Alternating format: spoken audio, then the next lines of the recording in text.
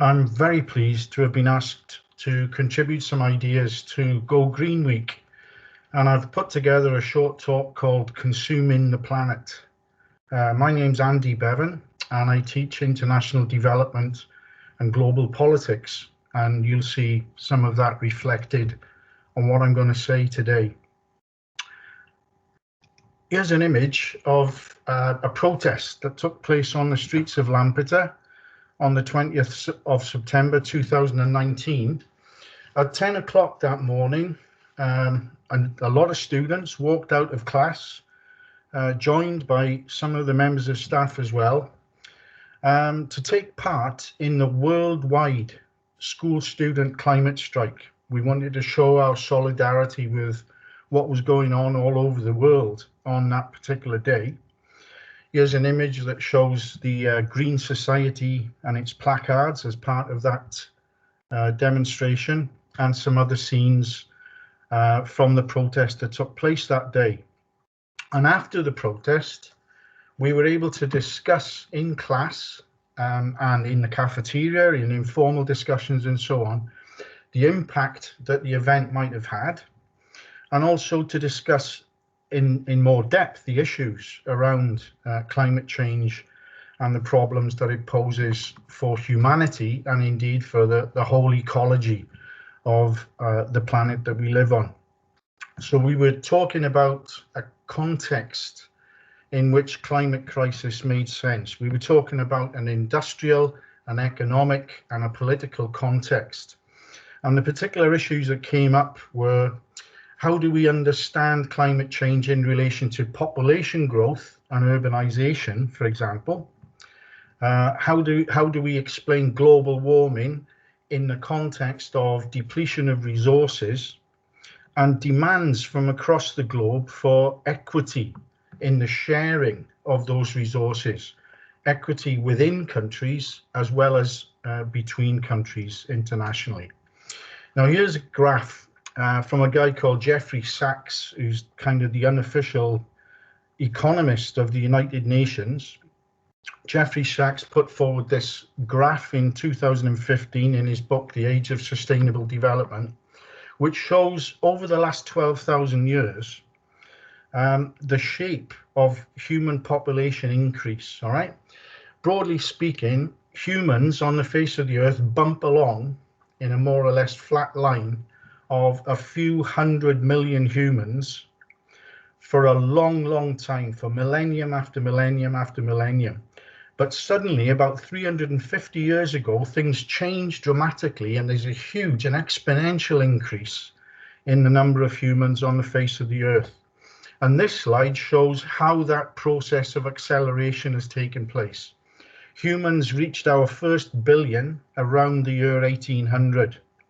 The second billion in the 1930s. So there's about 130 years between 1800 and 1930 to double from the first billion to the second billion. But the third billion is achieved by 1960, so within 30 years. The fourth billion in 1977, so 17 years later than 1960, and so it goes on, yeah? So there's been a rapid acceleration, not just an increase, but an acceleration in human population over that time. And the projections are that there'll be something close to 10 billion humans on the face of the earth by 2050. Now, the thing that goes along with population growth on that kind of scale is another big shift, which is the biggest migration on earth in modern times, namely the migration from rural areas to the big cities, urbanization. And this means a change from people living in African terms, what is known as the bush, rural, traditional and agricultural living, to the city, and in the case of the third world, increasingly mega cities of 10 million plus people in each place. So this means a shift from traditional to so-called modern ways of living, a shift from subsistence, that is self-sufficient production, to a cash economy and the monetization of everything, from reciprocal exchange to commodity exchange and marketization. Now, all of this is important to our analysis of what's going on with climate change, I believe. Human population growth is predicted to start leveling off in the next 10, 15 or 20 years.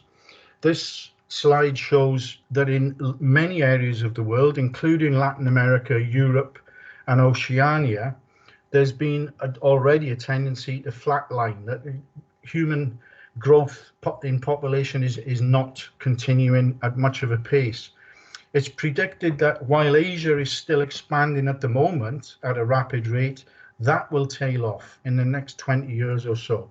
But in Africa, all the predictions are that there will be a rapid continuing increase in population. And this shows that there's a strong connection between population growth and poverty. When people are in insecure living conditions, they tend to have bigger families, let's put it that way. There are four main reasons for the predicted leveling off in population growth in most areas of the world. As lifespan gets longer, fertility rates drop. Women's education means fewer children all over the world. We're getting used to low child mortality, therefore we don't, as people all over the globe, have to have such large families to safeguard our living standards in our old age, and so on and so forth, okay? But the plain facts are that in the poorer parts of the world, improved living standards and an improved quality of life is needed to ensure that birth rates fall. That's what the whole history of demographic tells us about this. And the other side of that coin, in my opinion, is that the richer parts of the world need to focus on our quality of life, making do with a reduced demand on resource use. We can't allow a simple market-led concentration of resources in the advanced countries to take place at the expense of the poorer parts of the world. It just doesn't make ecological or climatic sense, or sense in terms of dealing with this population growth problem either. Inequality is undoubtedly a big part of the problem that we face. Here's a graphic from the World Economic Forum, all right, from Davos, which shows how unequally wealth is shared across the world. The graphic shows that 71% of humans own about 3% of the total wealth on the planet. And at the other end of the scale, less than 1% of humans own nearly half, that is 45.2% of the wealth on the planet. I would suggest to you that this inequality in the sharing out of wealth is a problem that needs to be tackled as well. Now, after the demonstration that we had in Lampeter in 2019, another thing that we were looking at in classes in international development was what can we find out about changing theories of growth, economic growth and development across time. And on this slide, you can see in more or less chronological order the way that various theories of growth and development have come into fashion and gone out of fashion over the last 50 or 60 years. The first and most important theory that I'll touch on today is modernization theory, which was very popular in the 1950s and 60s. I'll say a word about that in a minute. That was to some extent replaced by a left-wing alternative known as structuralism and dependency theory in the mid-60s and 70s. But that in turn was trumped, was knocked on the head by the emergence of the neoclassical counter-revolution, neoliberalism, the return of privatization, reducing public expenditure, and all the structural adjustment programs that were fastened onto the back of the poorer countries in the world by the World Bank and the International Monetary Fund during the 1980s and 1990s. These were the years when Thatcher on one side of the Atlantic and Reagan on the other formed what was known as the Washington Consensus, which during the time of the 1990s led to falling average living standards on the continent of Africa, and an absolute disaster in terms of increased poverty on that continent in particular. Now, partly in reaction to that, there was another fight back, another kickback in the form of human development theory in the 1990s, which gave rise eventually to the Sustainable Development Goals that you can see on the graphic that I've put up at this stage. Okay, and more recently, we've got theories called post-development theory and sustainable development. I'll say a word about those in a minute as well. I think it's important to look at the ideas and the theories behind the problems that we're trying to solve. Going right back then to the 1950s and modernization theory, this is associated particularly with the guy in the picture there, Walt Rostow, and he was no armchair academic. This guy worked as a political advisor to the Nixon presidency, and he advised the Nixon presidency on how to win the war in Vietnam, which they actually lost, as you know. But he was very much a champion of the free market and what we would now call globalization. He put forward the idea of a 5-stage model of economic growth. And his line was, if you're a poor country that's recently emerged into political independence, has chucked off and cast off the constraints of colonialism from the past, you don't need to take control of your natural resources by nationalizing the copper mines or nationalizing the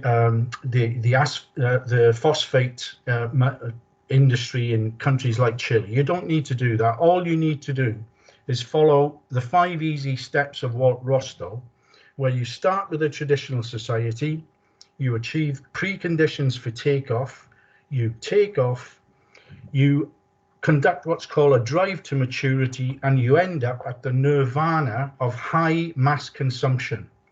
And this is where I go back to the title of today's talk, you know, that consuming the planet is the problem.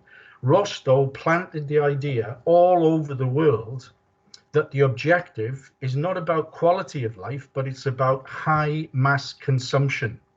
And that's the thing that I want to return to in a moment. Now, Rostow's ideas are largely discredited in academia these days, but they have a continuing impact in political discourse and even in the political imagination of the general public in country after country. Now, the next slide is just a very, very quick reminder of the issues behind global warming. I'm assuming that most of the people watching this know this stuff pretty well, so it's just a summary. On the map there of the world, the blue dots are the areas where the big deltas, the big river deltas of the world are. The Nile, the Ganges Brahmaputra Delta, which is more or less Bangladesh, the Mekong, the Yangtze, and so on. And those are important because millions and millions of human beings live in those relatively fertile delta regions. And these are the regions very much at risk of inundation by rising sea levels in the period we're going into. The blue marked coastlines are equally threatened by rising sea levels. The yellow areas on the map are areas where desertification is predicted to spread in the next 20 to 30 years. And you'll notice that those are not confined to poorer parts of the world, but affect large areas of Australia and of North America and South America as well. And then finally, the purple areas, mostly along coasts, are areas at risk of more severe rainstorm and hurricane events. Okay, so that's a quick reminder of the issues that we're dealing with when we look at global warming. Carbon dioxide emissions over the last 2,000 years are shown on that graph, and you can see the way that it pretty well tracks the kind of population increase figures that we were looking at earlier. Here again, gross world output over the last 2,000 years again mirrors that pattern of population increase, if you like. And that brings me to the point about depletion of resources. Human beings have increased in numbers to such an extent that our relationship, the balance between us as a species and the rest of the ecology of the planet, has got completely out of kilter. For hundreds of thousands of years, humans were interacting to some extent with their environment.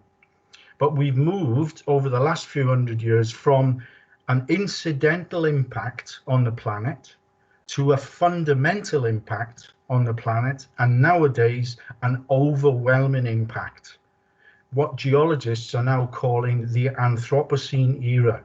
It's an era, even in geological terms, where the evidence of human activity is overwhelming. You know, the depositing of plastic on the ocean seabed and so on and so forth. A permanent record is being left, and not a very attractive one as a result of human activity. Now, let's bring things up to date by looking at current approaches to the growth and development question. I've already drawn attention to the Sustainable Development Goals, and the logo on the slide there shows the 17 Sustainable Development Goals that are currently being implemented by the United Nations. It stems from human development theory that was put forward in the 1990s and led by an Indian economist called Amartya Kumar Sen. And the idea of this was that we shouldn't just focus on increased output. We needed to go beyond that and look at the quality of life as measured by lifespan, infant mortality, maternal health, the number of years of access to education for young people and for girls in particular, right across the world. Those kind of measures gave rise to a holistic way of measuring the quality of life known as the HDI, the Human Development Index. And that's a program of sustainable development goals that has really swept the whole planet in the last 20 years or so. More recent even than that is a theory that I think needs to be more fully discussed and more fully understood by the general public and by students nowadays. It's called post-development theory, and it's particularly associated with a Colombian American anthropologist called Arturo Escobar, and there's a picture of him there.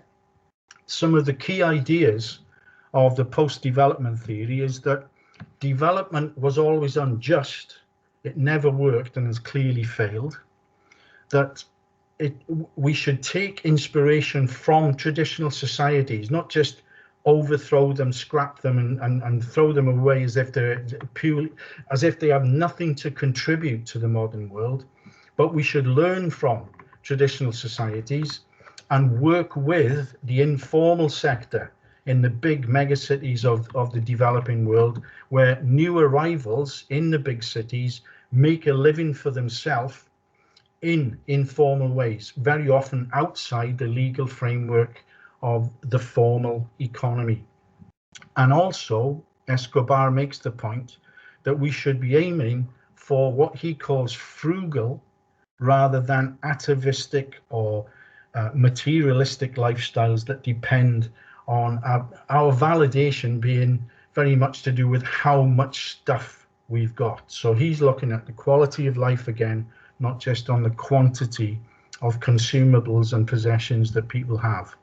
He does advocate structural changes, and he's very, very interested in ideas that the economy should be based around solidarity and reciprocity and local direct democracy and so on. So it's very much a component or part of a political approach to solving our problems.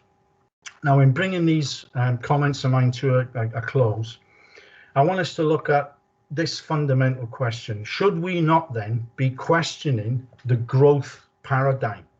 Greta Thunberg put this idea forward A couple of years ago, speaking at the UN Environment Summit, you might remember seeing a clip of her speech where she says, "We must put an end to our fairy tales of eternal economic growth." And I think that's an entirely correct question to be asking at this time. I think we need to reject Walt Rostow's consumerism, especially in the richer economies.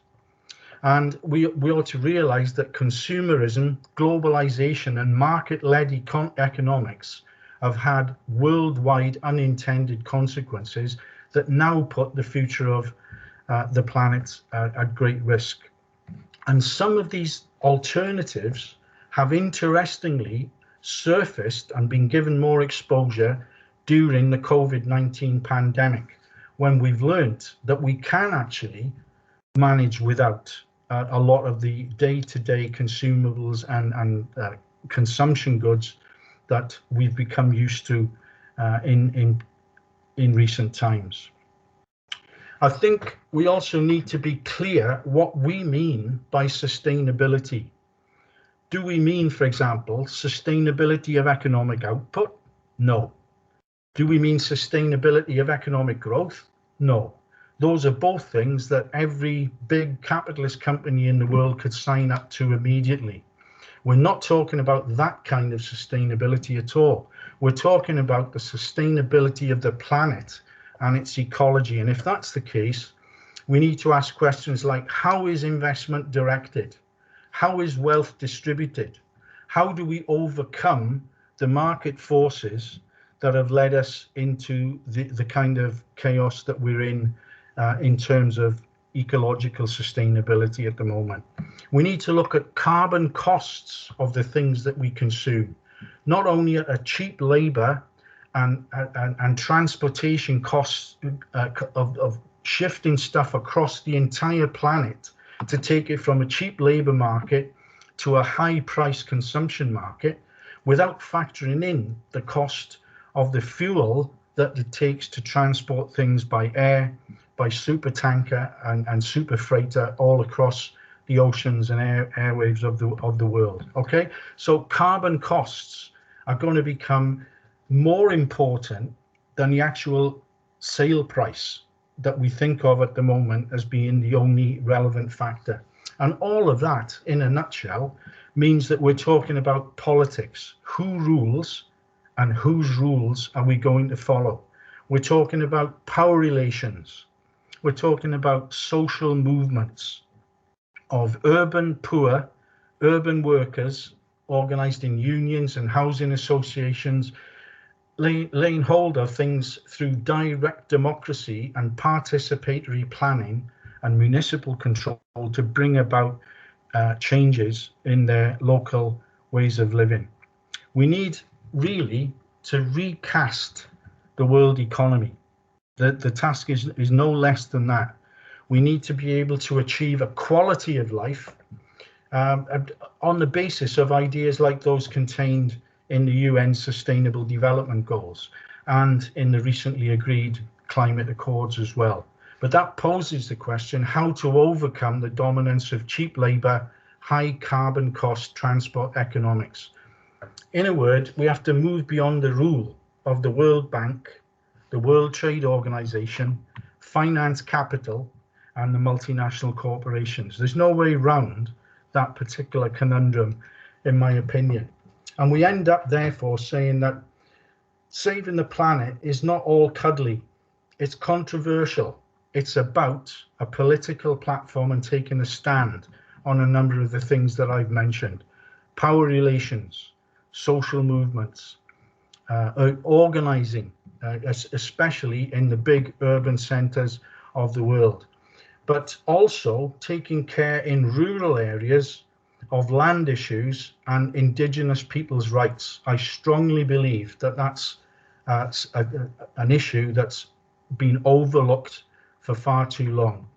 I think we need to take up as well these issues of direct democracy, participatory planning, and municipal control. But my final word on this talk is that it is about national and international politics. And I hope in some small way that the events that we're organising in Go Green Week will give an opportunity to discuss these ideas more fully, to share them more widely, and to make progress towards a new politics and a new way of living in harmony with the planet that's so important to us all.